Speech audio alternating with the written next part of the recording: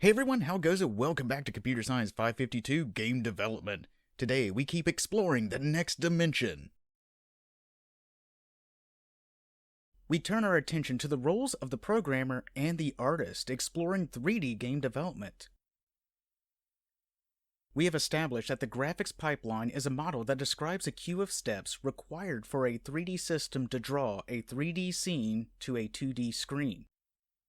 More specifically, the act of drawing a 3D scene to a 2D screen is called rendering.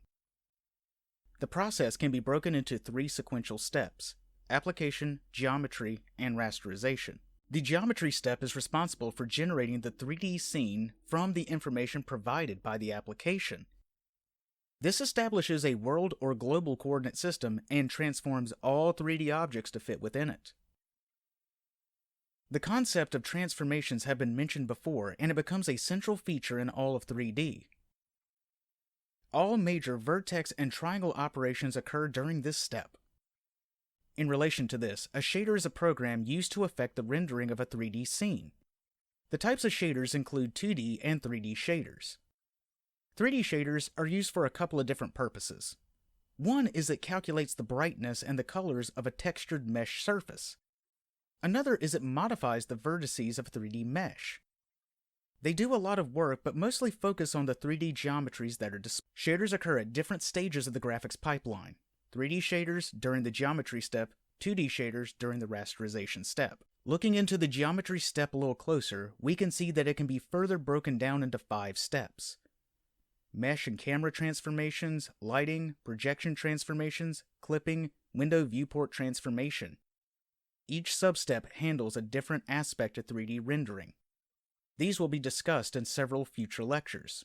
Today, we focus on rigging and animation. 3D animation relies on creating an armature that's made of bones, linking the bones to a 3D mesh, and then animating the bones. 3D software assists in creating these structures by assigning the links and animating them. It is important to keep in mind the different file formats that's used in software. For instance, FBX is a file format that can save animation details, while OBJ is a file format that cannot save animation details. An armature is a structure or framework a model is built around or references. Typically, armatures have smaller parts called bones. Armatures in 3D are used primarily for local animation and contain conceptual bones. Bones in 3D are commonly represented in 3 segments. The head is the root of the bone and its pivot point. The body is the direction and the length of the bone. The tail is the endpoint of the bone where other bones may be connected. Connected bones connect the tail of one bone to the head of another bone. Connected bones create a parent and child relationship. The transformation of the parent bone will affect the transformation of the children bones. Multiplying transformation matrices in order from parent to child. Parents may have multiple children, but a child may only have one parent. Always remember that a tree structure means that there are no cycles. Bones may have a parent and child relationship without even being connected. These are commonly referred to as offset bones. And we can see here that the parent bone rotated, and so did the children. Here's an example of an offset bone connected to the others. We can see a very faint dashed line connecting the tail of one to the head of the other. The collection of bones, armature, is called a skeleton. The skeleton is responsible for animating a mesh. We pose the skeleton in different ways to create animations. Rigging is the action of creating the parent-child relationship between the skeleton and the mesh. This is very similar to game object transform hierarchies.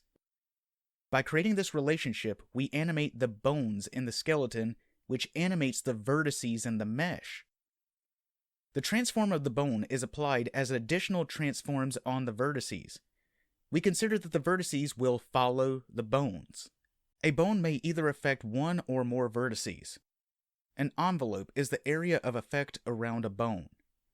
Any vertex within this region will be affected by the bone's movement. The weight corresponds to how much the bone will affect a vertex's movement. Generally, weights are higher closer to a bone and lesser further away. The image to the right, the red vertices have a higher weight, and the blue vertices have little to none. Once the mesh is rigged, we can then pose the mesh by moving the skeleton. Let's take a look at how to create an armature and rig a 3D mesh.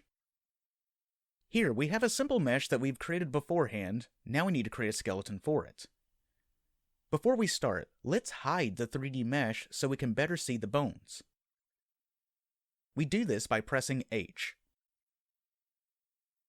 We can now add the bones much like adding other 3D primitives, but it's not meant to be visible when the scene renders. Otherwise, it functions in a very similar way and we can move, rotate, and scale a bone. Now let's see our mesh again and set the viewport shading to wireframe so we can see everything a little better. Now we can see both. Let's perform further editing by entering edit mode. In this editing, we can further create a full armature by extruding bones using the E button. Let's make sure our armature fits our skeleton well by moving and fitting the bones a little bit better.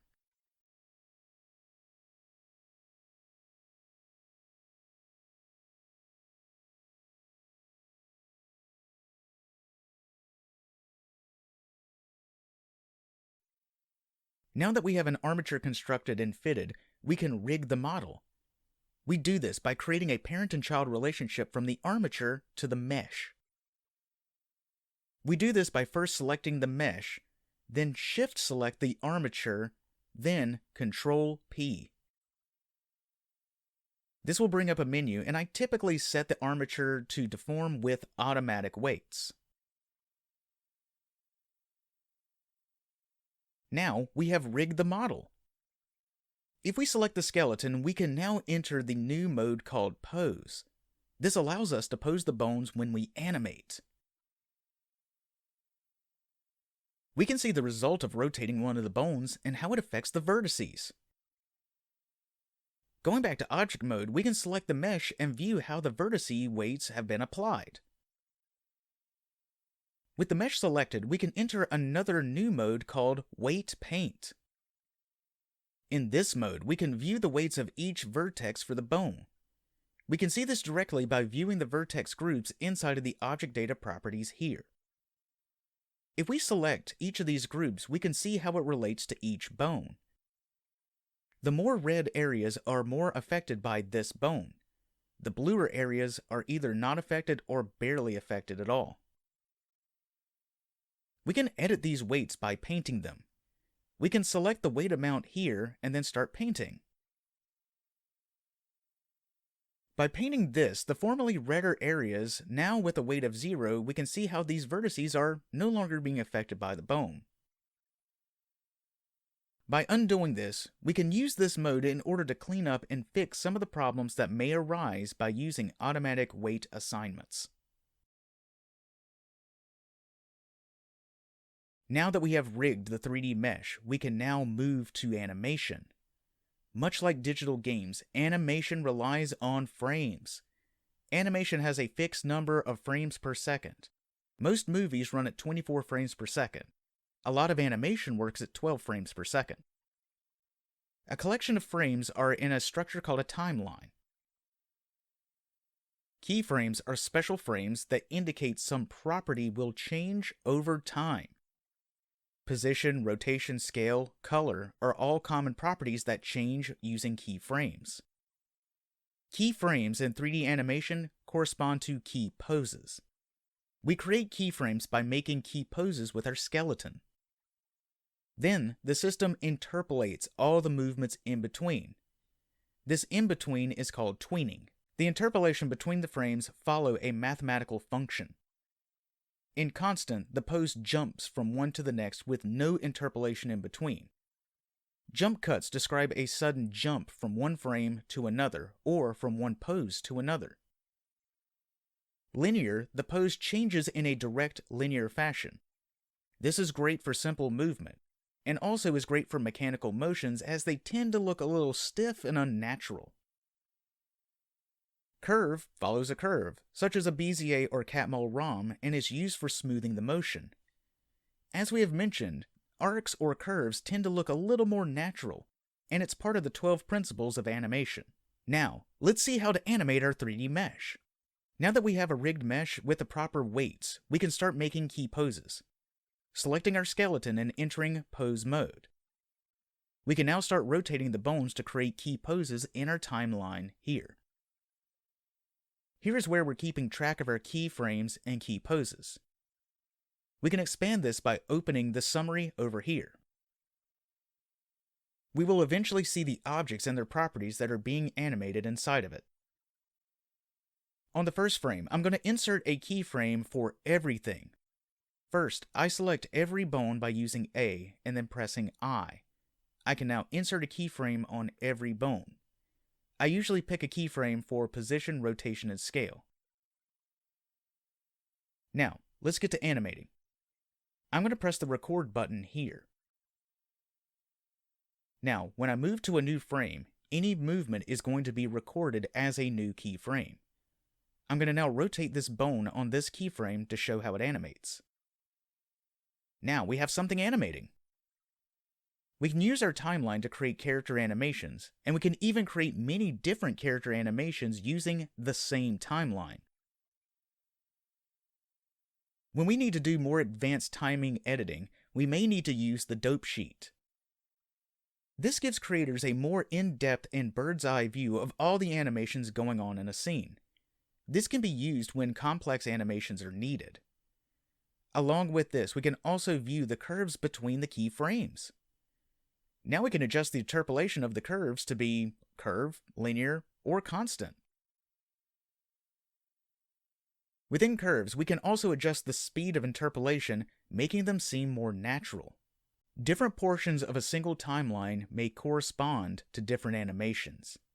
For example, let's assume that frames 0 to 8 correspond to the idle animation. Frames 60 to 98 is the running animation. These smaller portions are called animation clips.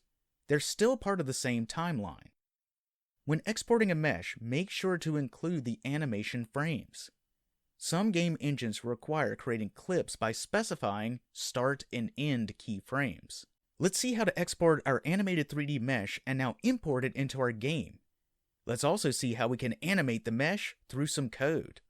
Now we have our 3D mesh with our animations. We can see from different frame ranges that we have different kinds of animations. Like the idle animation from this keyframe to this one, the walk animation from this keyframe to this one, and even a jump animation. Let's export this so we can use it in our game engine. We export it as an FBX. Once we have this file, we will now bring it into our game engine Unity. Here is our mesh when we exported it, and let's take a look at the imported properties. In the inspector, we have a few different parts related to importing this mesh. We can see that we have Animations tab where we can better set up animations we create to work within our engine. We can set the animation clips here and specify each of their starting and ending frames. We can also set them to either loop, play once, or even ping pong. Now that we have animation clips, we can use the animator to create the state machine. Here is the state machine that we use for our animation clips. We can see here the properties and the transitions based on just like we saw before. The only real difference is we're using 3D meshes instead of sprite sheets, but the general way that we do this remains unchanged. In this lecture, we have focused on armature, bones, rigging, and 3D animation. With this information, we can now start creating animated 3D characters for our games. There's still more to discuss, and with that being said, I'll see you next time.